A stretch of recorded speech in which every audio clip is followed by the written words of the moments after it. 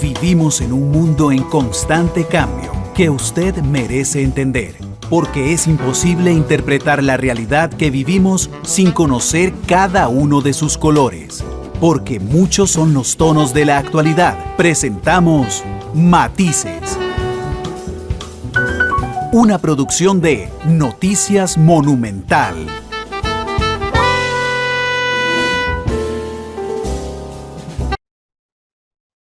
La radio de Costa Rica, ¿qué tal? Muy buenas tardes, bienvenidos a Matices, yo soy Randall Rivera, muchas gracias por estar con nosotros, arrancando semana, hoy en horario habitual, por dicha, digo, qué bien que siempre tengamos programa, pero realmente el horario habitual pues nos da algunas ventajas como que usted ya está acostumbrado a escuchar Matices de 2 a 3 de la tarde, transmitiendo en vivo en radio, transmitiendo a través de Facebook en la cuenta de Noticias Monumental. Esta noche pueden ver el programa en Canal 2 y pueden descargarlo en los servicios de podcast y de los servicios de podcast como Spotify, Google Podcast y Apple Podcast. Pueden comunicarse conmigo también en mi Twitter personal, @RandallRiveraV, si quieren hacer comentarios del programa. Hoy será Matices Internacional, innegablemente una noticia internacional importante, tiene que ver con la muerte de Isabel II, la sucesión de Carlos III. Algunos de arranque podríamos pensar que el tema de la monarquía es un tema burgués sin importancia, pero lo cierto es que tiene efectos reales en la política internacional. Por eso le pedí a Carlos Cascante que nos acompañara hoy para entender esa dinámica. A nosotros nos parecerá algo sin importancia, realmente es muy importante en Reino Unido y muy importante en Europa. Carlos, bienvenido a Matices, ¿qué tal? Sí, Randall, un gusto estar con usted y con los que nos escuchan esta tarde. Y sí, cuando uno muchas veces piensa en monarquías, piensa en algo arcaico. Por otro lado, siempre está todo el asunto de chismología vinculado a la monarquía, que es, digamos, la forma en algunos momentos entretenida de ver el asunto, pero lo cierto del caso es que estamos hablando, si ya lo queremos ver más profundamente, de sistemas políticos, estamos hablando de debates sobre si ese sistema político es adecuado. Estamos hablando de derecho internacional, si queremos ligar esto con figuras como el Commonwealth, ligado a la monarquía británica y al Reino Unido de la Gran Bretaña. Estamos hablando de cómo se construyen poderes simbólicos y estos poderes simbólicos afectan la realidad de las personas en términos de política interna, y hablamos de poder blando si lo queremos ver en términos de política exterior. Entonces, no es para nada un tema que pueda ser menor, como algunas veces se quiere ver. Yo creo que en esta visión de que es un tema sin importancia, está metido un enorme problema de intolerancia a las diferencias entre culturas. Lo que para nosotros es algo de meme, algo de risa, para otra persona tal vez no lo sea. Y si uno intenta valorar con su propia posición la situación política de otro país, creo que está cometiendo un error de intolerancia muy, muy fuerte. Indudablemente, de hecho, Carlos, es interesante el tema de la monarquía, iba a decir inglesa, pero es que no solo inglesa, es del Reino Unido. Porque en la práctica, cuando vos lees la teoría respecto a la monarquía, no tiene poder político, bueno, no tiene poder político teórico, ¿ok? Normado. Pero cuando vos ves la práctica y ves que la primera ministra inglesa tuvo que visitar a la reina y que la reina le encarga armar gobierno, entonces encontrás que sí tiene un efecto político real respecto a los temas. Y lo otro también que quisiera hablar, estaba leyendo una carta que le escribió el rey Jorge VI al obispo de Canterbury en 1947, porque él estaba muy preocupado, el obispo, de que la reina Isabel, que llegaba muy joven podría llegar muy joven al trono en ese momento, descuidara la relación con la iglesia pentecostal. Y una de las promesas que hace los sucesores es mantener a la familia real en la iglesia pentecostal. Entonces, ¿por qué traigo estos dos temas? Porque aunque... Anglicana, en la iglesia anglicana. Sí, perdón, en la iglesia anglicana, no pentecostal. Ujú. Por qué traje estos dos temas a la mesa? Porque aunque en el papel no tenga poder político real, en la práctica sí encarga al primer ministro de armar gobierno. Y en el otro es un elemento muy fuerte de unión cultural que tiene que ver con la religión también en Reino Unido, Carlos. Sí, voy a plantear algo interesante, Randall, que es uno de los argumentos que tienen los defensores de la monarquía británica, porque en Reino Unido hay un debate muy fuerte sobre la viabilidad digamos, la calidad de democracia con una monarquía. Y hay argumentos en pro y en contra. No estoy a favor de este argumento, sin embargo, es bueno conocerlo. Los que están a favor de la monarquía plantean que la monarquía favorece una división entre el poder real y el poder simbólico. En política, el poder simbólico cuenta, el poder del mensaje cuenta, la visión cuenta. Entonces, los que defienden la monarquía constitucional, por supuesto, porque en el mundo tenemos no solo monarquías constitucionales, eh, plantean que al dividir el poder simbólico del poder político real, es decir, del poder político efectivo, es un mecanismo sumamente útil para evitar la acumulación de poder. Porque en los sistemas presidencialistas, por ejemplo, el presidente reúne el poder político efectivo y el poder político simbólico, y que eso puede facilitar la construcción de autocracias. Mientras que si usted tiene un monarca que no se mete en la política interna electoral, que en realidad cumple funciones protocolares, el poder simbólico no es aprovechado por el poder político y eso trae estabilidad. Y claro, mucha gente puede dudar, pero hey, es que el poder simbólico, ¿qué es? De nada sirve. Yo le hago la pregunta a esas personas sobre los símbolos. ¿Quién no tiene, por ejemplo, cuando tiene que hacer algo importante, usa un tipo de camisa, usa un tipo de relicario, usa algo que sabemos que en la realidad no tiene ningún efecto, pero lo utilizamos? Eh, el poder simbólico es silencioso, pero existe y mueve conductas. Eso no cabe ninguna duda. Y el mensaje político se basa en escenografías y símbolos. Entonces, al separar ambos elementos, los que defienden la monarquía constitucional señalan que evitan el aglutinamiento del poder, la concentración del poder. Por otra parte, facilita un elemento de unión en la disputa política. Es decir, como el monarca no se mete en temas de carácter electoral o no debería hacerlo, esto facilita que siempre exista una figura que constituya una representación de la identidad separada de la lucha electoral.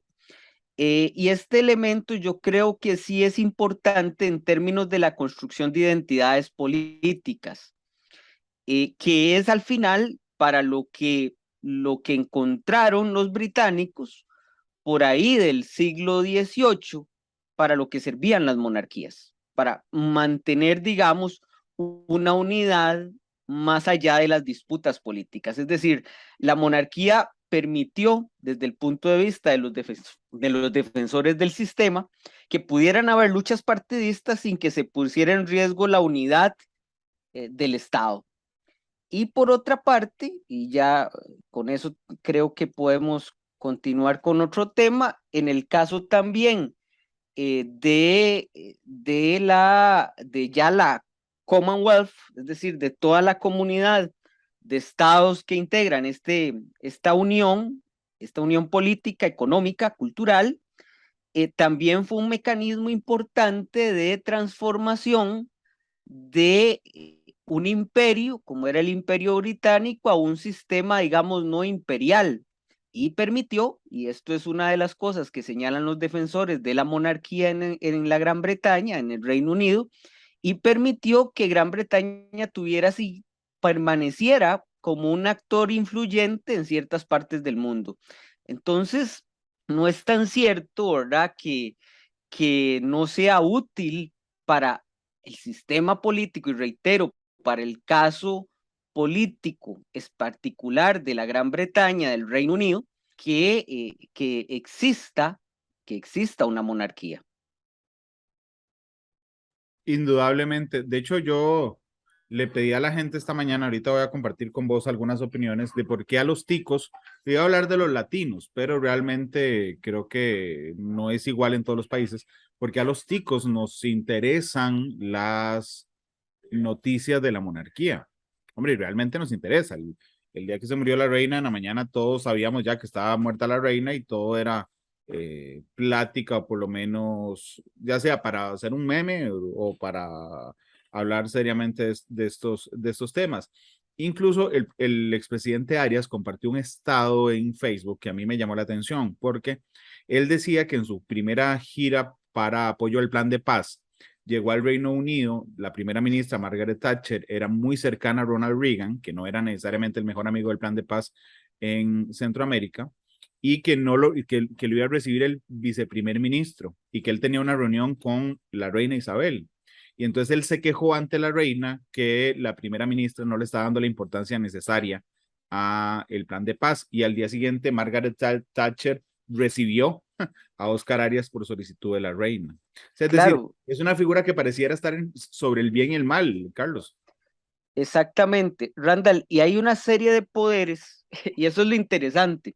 A veces se dice, bueno, es una figura protocolaria. Sí, en el big picture del poder es una figura protocolaria, pero conservaba o conserva la monarquía británica ciertos poderes muy interesantes. Por ejemplo, el consentimiento de las leyes. El consentimiento de las leyes es que hay ciertas normas que emanan del Parlamento británico que previo a su aprobación tienen que ser consentidas por el monarca. Eh, Se refieren principalmente a leyes que toquen la estructura de poder del Estado, la estructura de poderes del Estado de la cual la monarquía forma parte, y por otra parte aquellas leyes que de alguna forma toquen intereses de la monarquía. Y la monarquía británica tiene un consorcio de negocios muy poderoso, la Royal Firm, que si se ve perjudicada en los negocios por una ley hay que pedirle consentimiento a la corona. The Guardian hace 2 años hizo un estudio de las leyes consentidas por la corona, perdón, leyes en las cuales la corona fue preguntada como institución y la corona pidió cambios, vertió opinión, etcétera. Alrededor en el reinado de Isabel II fueron 1060 leyes. Es decir, como una institución más del Estado tiene ciertas prerrogativas y efectivamente las utiliza para defender los intereses, digamos, de esa institución. Entonces no es del todo cierto que sea tan solo protocolario, todavía conservó algunos poderes interesantes como parte de la estructura del Estado. Y el otro es el de veto de leyes, que ese no se ha utilizado en muchos años, en siglos, porque eso es ya parar una ley, ¿verdad? Es parar la voluntad del pueblo y no encaja mucho, aunque normativamente todavía mantiene ese poder. Y por otro lado, el poder blando que significa la corona. Es decir, y el poder blando que significa que al momento de su muerte, por ejemplo, Isabel II era aprobada por 8 de cada 10 británicos. Eso te da un poder político que no tiene ningún político partidista. Está por encima, exactamente como lo has dicho, del bien y el mal, que es la política electoral. Sí, realmente es que me llamaron mucho la atención algunas reacciones de la gente que por qué les parecía interesante, o sea, por qué les interesa el tema de la monarquía. este, en Facebook, creo que fue, sí.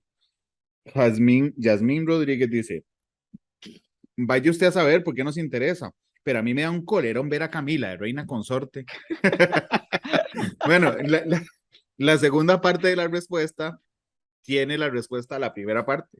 Sí, sí, sí. Es que suscita, vamos a ver, y aquí tenemos que irnos un poquito más largo. Los Windsor son una casa que llega al poder, a ocupar el trono inglés a principios de siglo, Ajá. con un nombre alemán, que desaparece en 1917, producto del odio que en Inglaterra, que en la Gran Bretaña había de Alemania en plena guerra, por supuesto. Y los Windsor se dan muy rápidamente cuenta, después de que termina la Primera Guerra Mundial, que todo el mundo monárquico está desapareciendo en Europa. Es decir, uno de los efectos más importantes de la Primera Guerra Mundial fue el cambio de sistemas políticos, y eso se aceleró después de la Segunda Guerra Mundial. Los historiadores de los Windsor narran que cuando se juntan con el monarca de ese momento, los asesores le dicen, vea, aquí el asunto está pero horripilante, o sea, en cualquier momento aquí también se les ocurre, aunque hayamos sido potencia ganadora de la Primera Guerra Mundial, que este sistema no es útil. Y entonces a partir de ahí se ve muy claramente que los Windsor, como casa reinante, desarrollan toda una estrategia de sobrevivencia, que es la otra forma de analizar el tema de las monarquías, como una institución vetusta, arcaica, con tradiciones. Bueno, los que han seguido este proceso se habrán dado cuenta de los heraldos que mandan a las distintas partes del reino a anunciar que Carlos ha accedido al trono y que se ha muerto una serie de tradiciones que realmente uno dice, pero ¿qué es esta locura? Que la gente se agolpa a ver esto, si son un montón de símbolos vetustos totalmente ajenos al siglo XXI. Bueno, los Windsor se dan cuenta de que un poquito de tradición y un poquito de misterio en las tradiciones es un elemento muy útil para mantener a la gente interesada. Y empiezan a desarrollar toda una estrategia de sobrevivencia de la monarquía.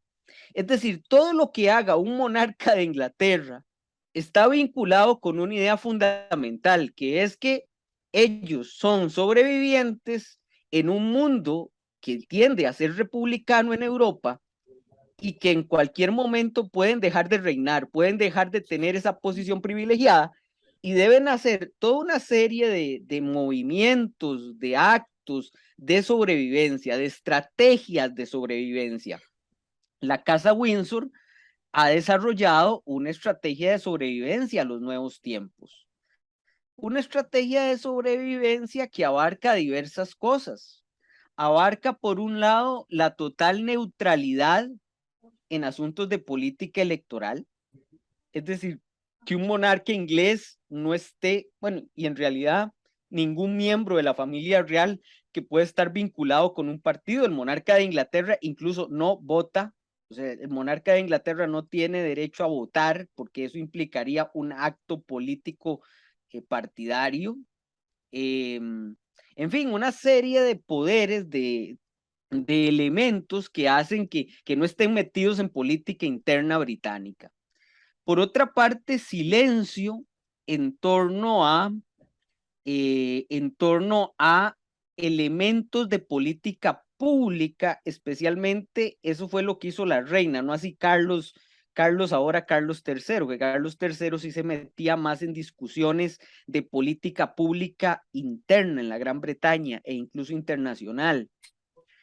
Y, en fin, es una serie de elementos. Y lo otro es la cercanía, buscar mecanismos de cercanía con el pueblo británico, que durante las épocas de crisis son más fáciles de hacer, y que en los últimos años, en los últimos 20, 30 años, más bien han estado vinculados con acercar las figuras más populares de la monarquía a el pueblo británico, ¿verdad? Entonces, primero fue Lady Diana tuvo serios problemas con la estructura de la corona, pero sus hijos sí lograron después concitar mucha popularidad y en fin, han sido elementos vinculados con la necesidad de crear empatía, cercanía con la población y sobrevivir.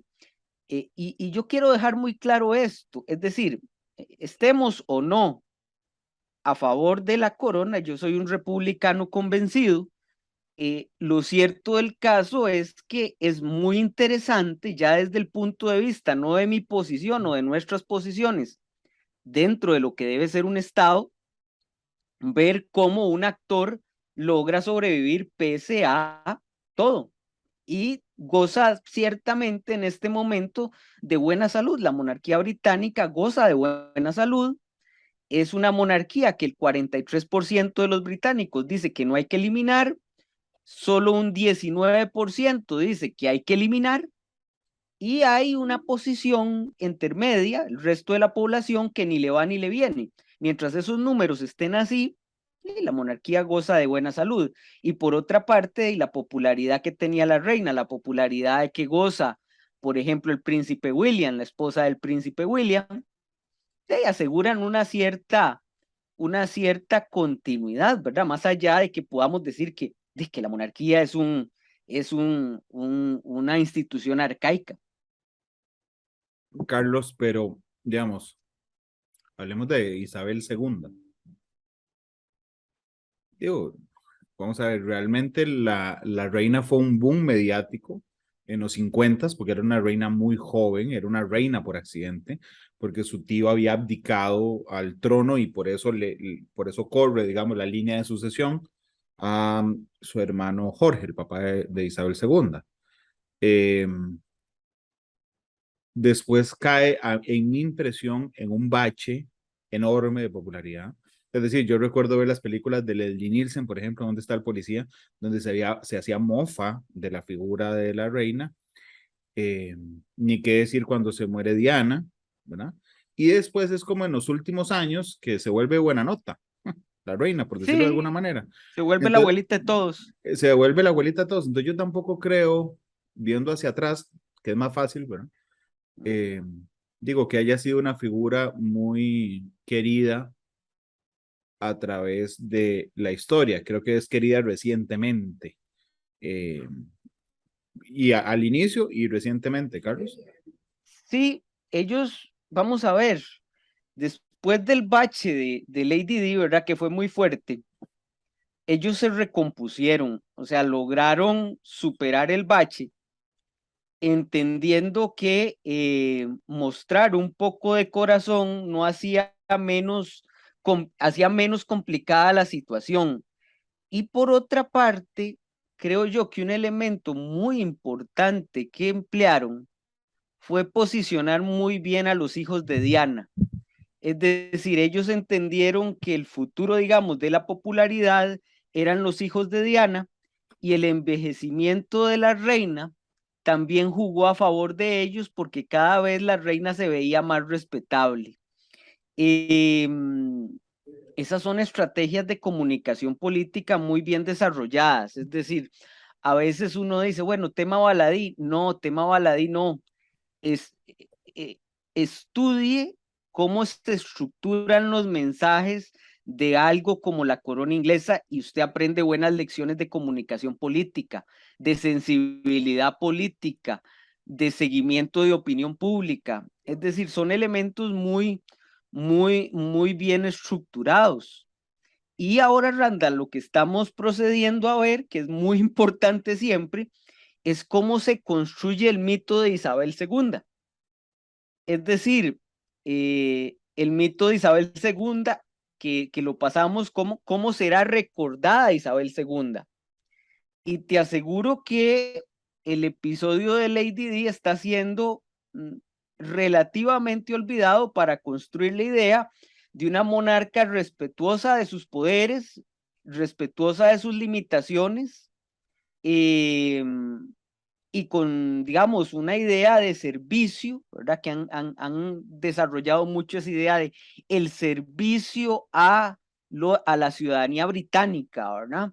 Ahora estamos en esa fase de construcción de esa imagen. Incluso era muy interesante ver cómo la primera ministra la primera ministra actual de la Gran Bretaña utilizaba un lenguaje muy fuerte, diciendo, bueno, fue la roca en que se construyó la Gran Bretaña moderna, el Reino Unido moderno. Eso es a todo punto de vista exagerado, pero es importante para construir la idea de unidad de imagen. Es decir, la imagen de Isabel va a estar ligada un poco con la imagen de unidad del Reino Unido, y creo que va a ser muy necesario para procesos muy complicados que se vienen en el futuro del Reino Unido, que es el aumento del poder de los independentistas escoceses, por ejemplo, y bueno, el aumento del poder de los nacionalistas en Irlanda del Norte,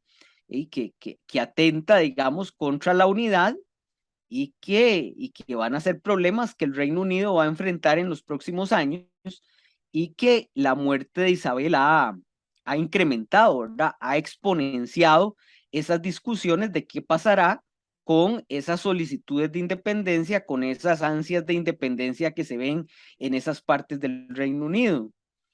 Y el otro elemento es también lo que ocurra con los otros territorios, donde el monarca inglés todavía es el jefe del Estado. Entonces es interesante cómo, cómo partimos, digamos, de una imagen caída, imagen reforzada, y cómo esa imagen tiene mucho que ver con las estructuras políticas, el desarrollo de la trayectoria política de un Estado, de un Estado, el Reino Unido, pero también de otros estados ligados históricamente y aún legalmente con el Reino Unido. Carlos, permíteme ir a una pausa, la primera que vamos a tener en Matices, y ya regresamos con más, hablando sobre la importancia política, histórica, etcétera, de la monarquía británica. Vamos a la pausa y volvemos. Regresamos a Matices, gracias por estar con nosotros. Ciertamente, además, la monarquía actual o la monarquía de Isabel II, uno de los elementos fundamentales es la longevidad de su reinado. Es decir, digo, ella empezó a ser reina con Winston Churchill de primer ministro. Winston Churchill se llama la escuela en la que yo estuve, es decir, ya había pasado muchísimos años. Y la última primera ministra que saluda, Liz Truss, nace un siglo antes que Winston Churchill, un siglo después Un que siglo Winston después. Churchill. Digo, la longevidad indudablemente es una de las marcas que lo vuelven interesante. Claro, vamos a ver, cuando usted tiene poder simbólico, es muy importante que el símbolo se mantenga en el tiempo. E Isabel cumplió con eso, ¿verdad? El símbolo se mantuvo en el tiempo. Y por otra parte, hay un elemento adicional. O sea, el periodo de Isabel II es muy complicado para la Gran Bretaña en lo político. ¿Por qué? Porque aunque haya ganado la Segunda Guerra Mundial, sale muy debilitada.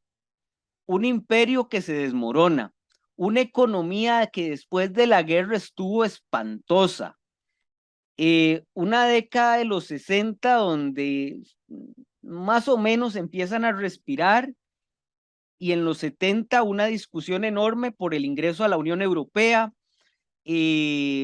una discusión enorme en torno a finales de los 70 por las reformas neoliberales al estado del bienestar británico, unos 80 de final de Guerra Fría conflictivos también, y ahí estuvo ella, ¿verdad? Y unos 90 mucho más tranquilos en términos, digamos, de la sociedad británica, pero espantosos en torno a la monarquía internamente, ¿no? Entonces, es sumamente interesante cómo la longevidad le permite, pues, ir eliminando recuerdos. Es decir, si usted pregunta a la mayoría de gente qué pasó durante el reinado de Isabel II, hay pocos recuerdos, salvo por aquellos que estén interesados en la historia británica. Pero para el mundo, digamos, para los que va dirigido el mensaje político, lo que se le recuerda es una reina que estuvo siempre ahí. Entonces eso es muy interesante para efectos de mensaje, ¿verdad? Para efectos de influencia política.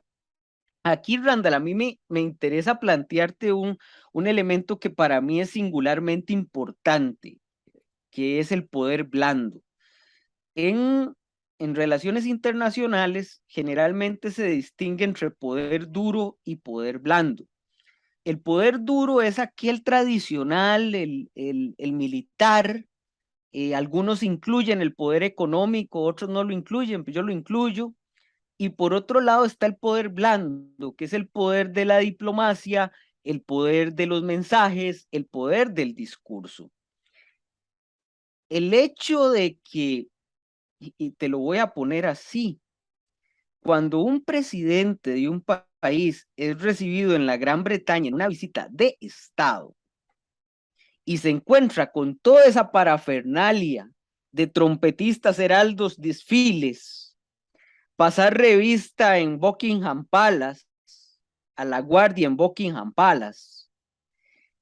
Mira, a mí, y esto es una hipótesis y nunca la probaré porque espero nunca llegar a ocupar una jefatura del Estado, pero para cualquier jefe de Estado republicano, ese es el sueño dorado de la sensación de poder. Y eso es un arma que los británicos tienen y con la cual juegan un día sí y otro también. Y el hecho de tener una reina que haya tenido 70 años, imagínate, por ejemplo, cuando llegaba a visitarle a algún presidente de los Estados Unidos, suponete Bill Clinton, y que ella con tranquilidad le diga, bueno, hey, yo me he reunido con todos los que estuvieron antes que usted, tengo muy buenos recuerdos de fulano de tal, o sin que se lo diga para el propio presidente, decir, es que esta se reunió con Kennedy, con Nixon, con Reagan. Es un ejercicio de poder blando sumamente relevante y efectivamente contribuye a los fines políticos de el Reino Unido. Incluso es todavía más interesante, Randall, que por ejemplo los embajadores de la Gran Bretaña, del Reino Unido, son embajadores de Su Majestad Británica. Y por ejemplo, la correspondencia que envían de la Embajada de Su Majestad Británica, eso no deja de suscitar ciertos elementos de impacto en el lector, ¿verdad? Porque estamos hablando de 900 años de historia y del Imperio Británico, un poco menos de tiempo, por supuesto, pero eso resuena, ¿verdad? En la estructura y en los discursos de poder. Entonces, esa longevidad sumado a lo que implica la Gran Bretaña en la historia de Occidente, el Reino Unido en la historia de Occidente, pues en realidad es un arma de poder inconmensurable que los gobiernos británicos han tenido durante mucho tiempo. Vamos a ver cómo funciona esa estructura con Carlos III, ¿verdad?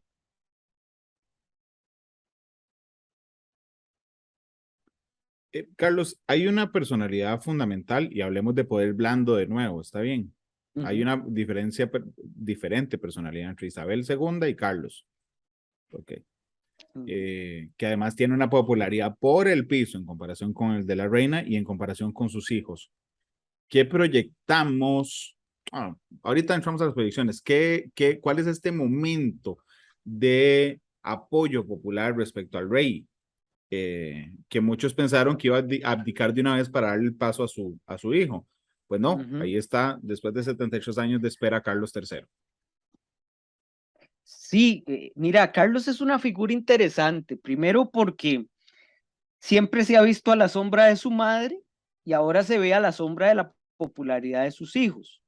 Ahora, hay que decir que después de los acontecimientos de los 90, en realidad la corona ha hecho un enorme esfuerzo por restituir la figura de Carlos. Es decir, las relacionistas públicos han hecho un enorme esfuerzo por vender la figura de Carlos, tanto interna como internacionalmente.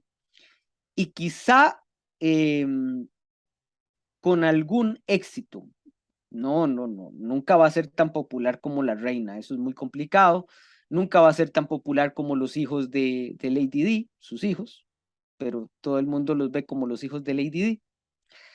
¿Y en qué consistió ese esfuerzo? Principalmente lo pusieron a trabajar en causas que son relevantes. Por ejemplo, medio ambiente. Vos sabés que la corona, que el príncipe Carlos en su momento patrocinaba actividades vinculadas con la protección de los mares, la protección del medio ambiente, la lucha contra el cambio climático, la eliminación de residuos, en fin, lo han puesto a trabajar en áreas que son muy sensibles, muy importantes en este momento para gran parte de la población. Y por otra parte, siempre lo pusieron, es decir, con el envejecimiento de Isabel y la incapacidad de participar en más actos públicos, él fue sumando, digamos, minutos, sumando estancias, sumando espacios dentro de el panorama público de la Gran Bretaña. Lo mismo con la imposibilidad ya de Isabel de emprender largos viajes, pues Carlos la representó a través de diversos espacios internacionales muy importante en el sistema de Commonwealth, que para Gran Bretaña es muy importante, Randall. El Commonwealth implica que la Gran Bretaña tenga alguna influencia económica, cultural todavía en 52 países del mundo, incluyendo la India.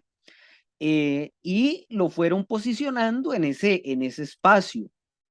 Evidentemente, yo creo que no es en esta estrategia de sobrevivencia la figura que los británicos, perdón, que la casa real hubiera deseado, porque vamos a ver, la casa real no solo es la familia real, es un montón de figuras que están ahí, consejeros, una burocracia que rodea a la familia real, que saben que sus trabajos dependen también de la sobrevivencia de la familia real.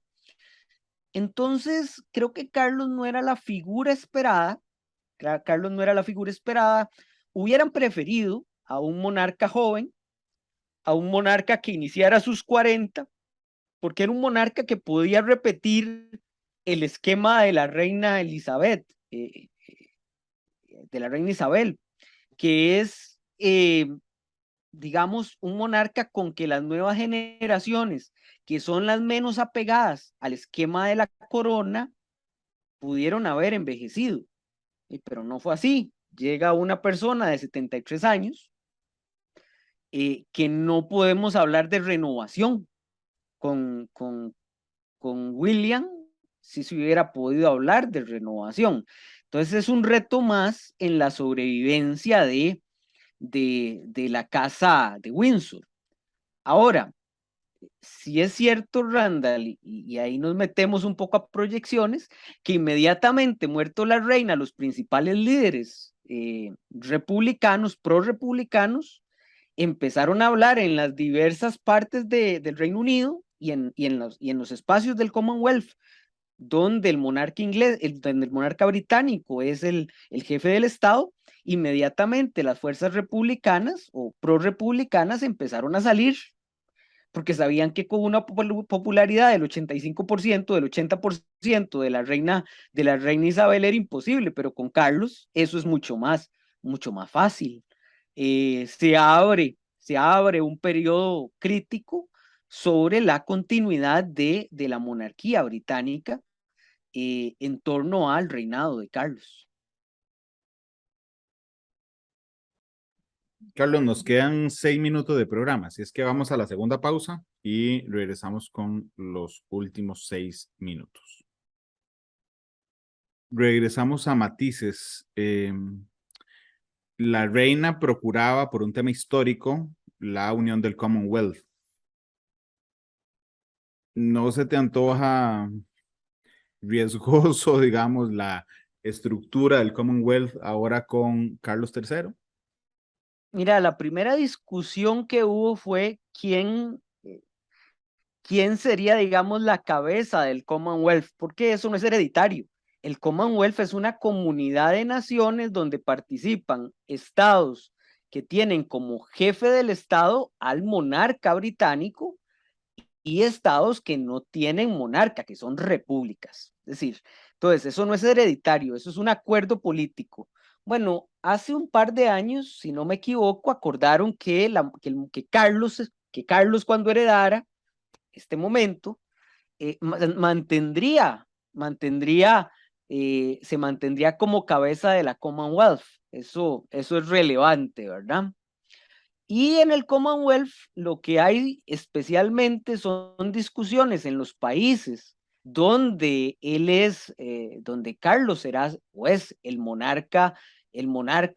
jefe del Estado. Hay discusiones sobre si el sistema monárquico debe continuar.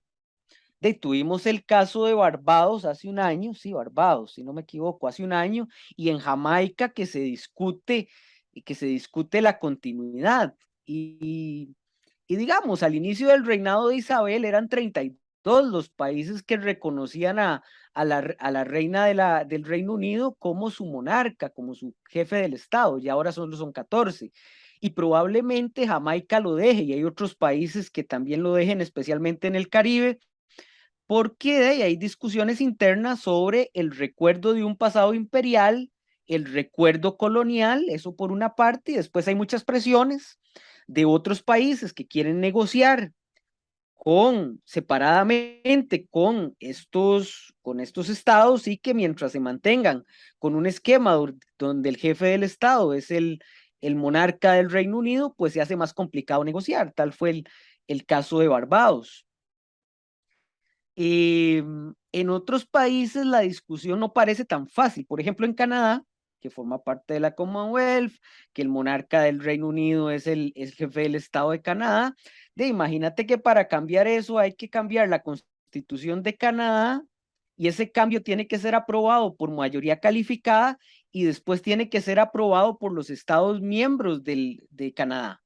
Del Estado canadiense, también en una mayoría calificada. Entonces, los expertos canadienses dicen que es más fácil que se caiga en el Reino Unido y que después se caiga en Canadá.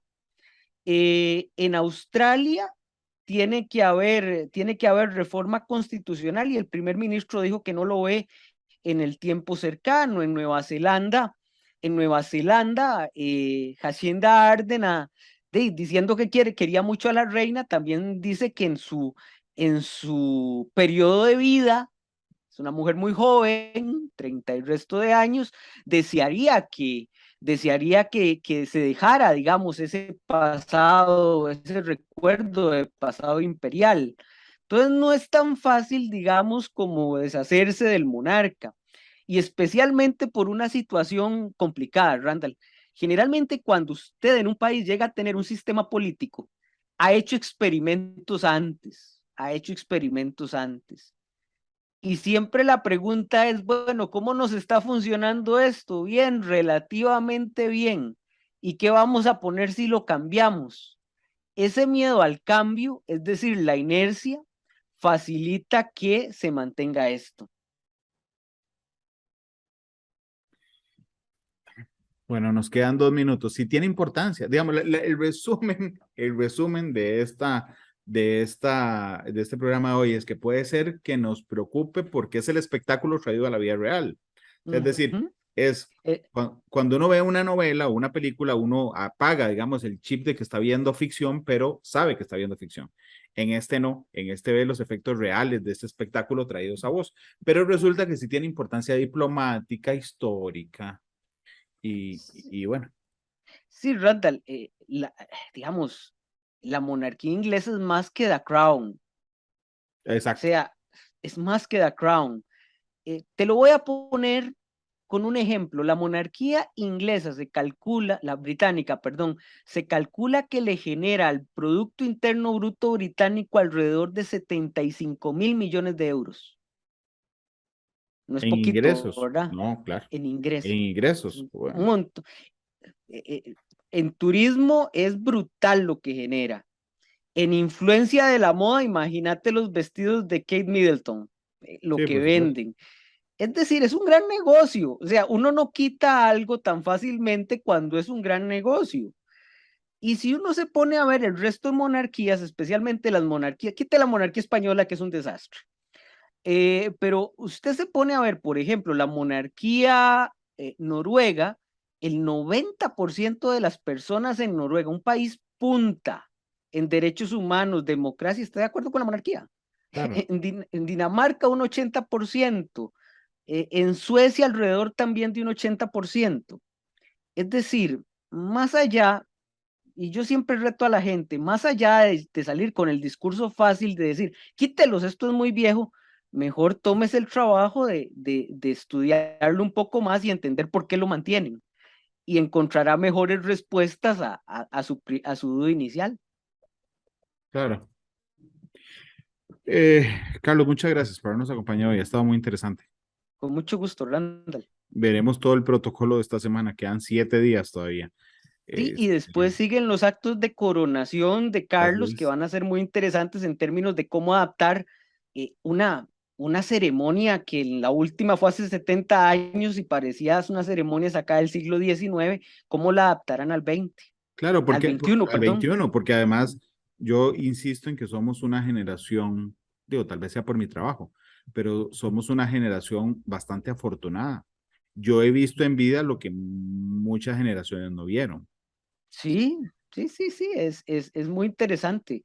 Estamos viendo cambios en el sistema internacional que no habíamos visto. Y lo vimos, Carlos, vimos la caída de un imperio, la URSS, vimos la caída del muro de Berlín, vimos el final de la Guerra Fría, vimos ataques terroristas al corazón de Estados Unidos, vimos la caída de las dictaduras en Latinoamérica, vimos el surgimiento del nuevo socialismo o del socialismo del siglo XXI en América Latina. En Costa Rica tuvimos la primera mujer presidenta, el primer presidente negro en los Estados Unidos, la renuncia de un papa, la muerte.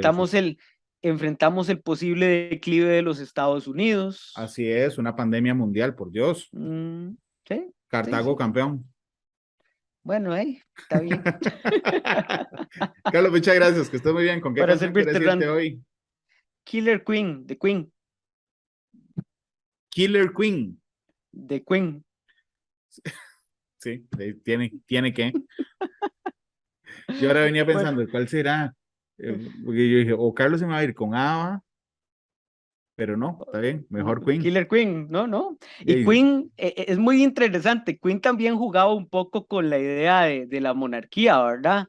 Siempre, y como críticos de la monarquía, terminaban siempre sus conciertos con God Save the Queen. Claro que ahora incluso hasta el himno tiene que cambiar. Por primera vez en 70 años se cantó God Save the King. Increíble. Interesante. Pero bueno, Carlos, muchas gracias. Será para servirte, quien matices, paradójicamente. Feliz tarde y hasta luego.